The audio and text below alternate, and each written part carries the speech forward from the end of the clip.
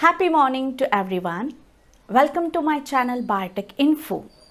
Today we are going to learn about EBLS.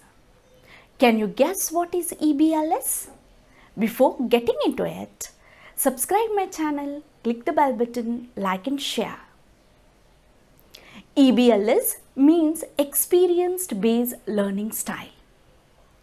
David A. Kolb, an American founder and chairman of EBLS. He was famous for his works in experiential learning, learning styles, constructivism, six principle theory, learning by transformation. According to him, process of learning through experience, learning through reflection on doing is experiential learning. Also, we can define in what way the child involves when he was exposed to interactive and playway teaching method, and with what experience, what did he learn and what concept did he get it is called experiential learning. According to him, experience learning has two stages. First one's a cycle of learning, second one, four separate learning styles. This theory was proposed in the year 1984. So let us get into the cycle of learning, which is a part of experiential learning which was proposed by David A. Kolb in the year 1984.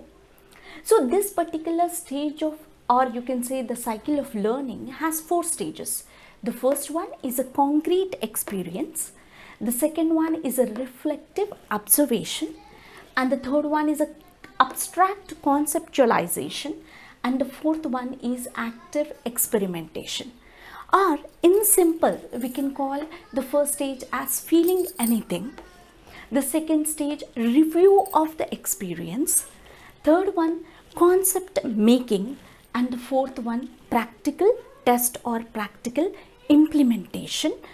And let us get into it by taking one example that how we can understand the cycle of learning in a very simple manner.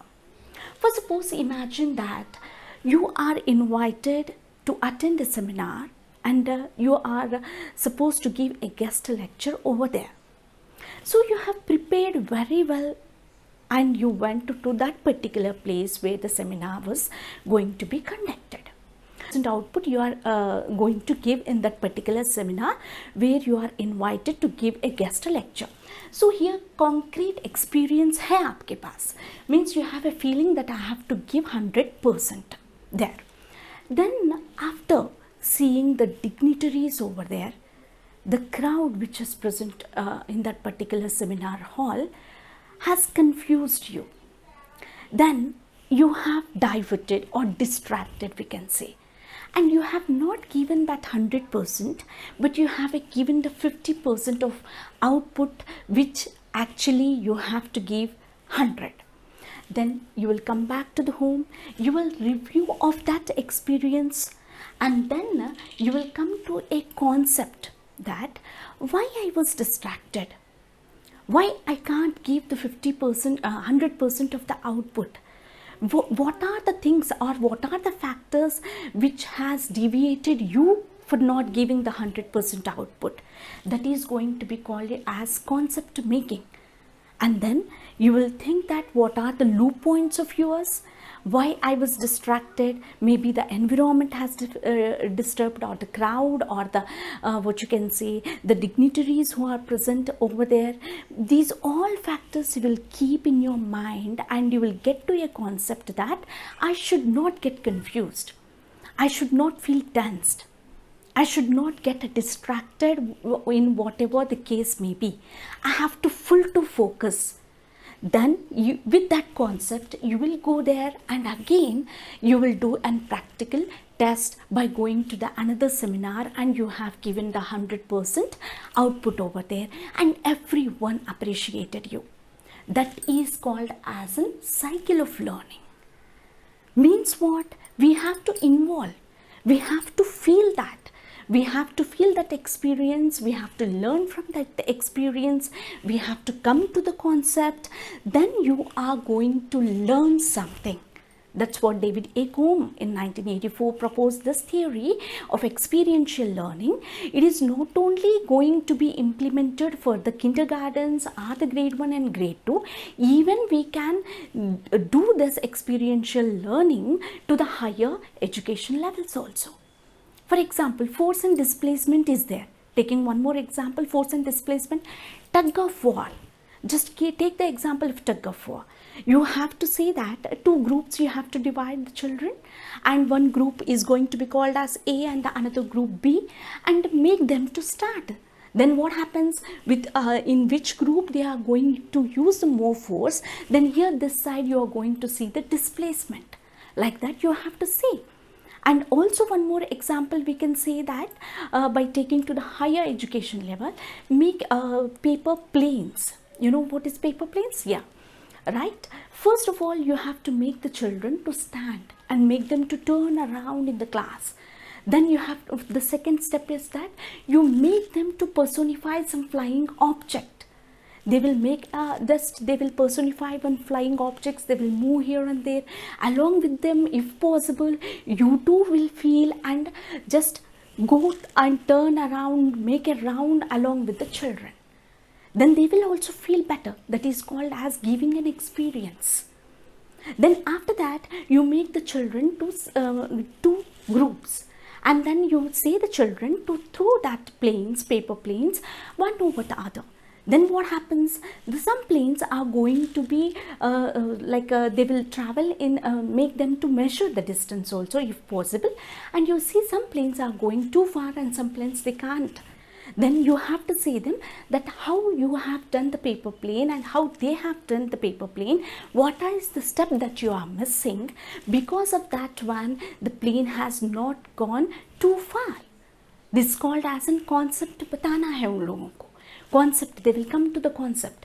Then again they will make a modifications of that one, and then they will apply that one in the next test. They will take some changes, they will make some changes, and they will prepare one more plane which is good. So in precise, in this cycle of learning, we can come to know that a child has got the experiential learning only when the objectives of 4 stages is achieved. Mastery of one stage does not denote that he has felt the experiential learning. Again, David Kolb has simply precised it, this cycle. In first stage is experience, the second one reflection, the third one concept, and the fourth one practical test. And he has made in this particular cycle that what are the 4 different life learning styles and the patterns. Now the first one, which is in a vertical line, here he said this is going to be called as perception stage, and this horizontal line, it is going to be called it as an processing stage. And he has classified the people according to that. This quadrant he has classified as a diverging learning style or a learning pattern. The next one, this particular quadrant, he has given a name as assimilating, that is think and watch. The next one is here, this quadrant he has said it as a converging learning style or a learning pattern, and the next one is an accommodating or accommodating learning style. In precise, he has given the names like accommodating one is feel and do. Mainly he has focused in accommodating learning style or learning pattern, which in precise we can call feel and do. Mostly the people use experiences of others and prefer to take practical usage, in rely on the others for learning and act accordingly. This learning style is a common in a general population. Now the next quadrant of this processing stage one is a converging. Converging, in precise, we can call these learning style or learning pattern as think and do. So most of the people think, they will think and they will do. These people think first and take action. They are more practical than logical and search of practical usage of learning theory, make decision by solving problem, and like to do experiments with ideas. Next quadrant is about the diverging one. In a diverging one, in precise we can call feel and watch. And this learning style or pattern who is going to be followed, they have the ability to think more. More ideas will be there in their mind. Better in idea generation. They are very good at generating the ideas. Prefer watching than doing. They will prefer watching how the people are doing, but they will not do. They are imaginative, and emotional, and they have an open mind and prefer to work in a group. Next quadrant is about the assimilatory one. Assimilatory, we can call it as think and watch. And according to the David A. Kolb, who has proposed this theory of experiential learning in 1984, the last one, what he said is, he was saying that assimilating one, think and watch. The people will be mostly, they will think and watch. They are the logical thinkers, less focused on the people and more interested in the ideas. And thank you, one and all.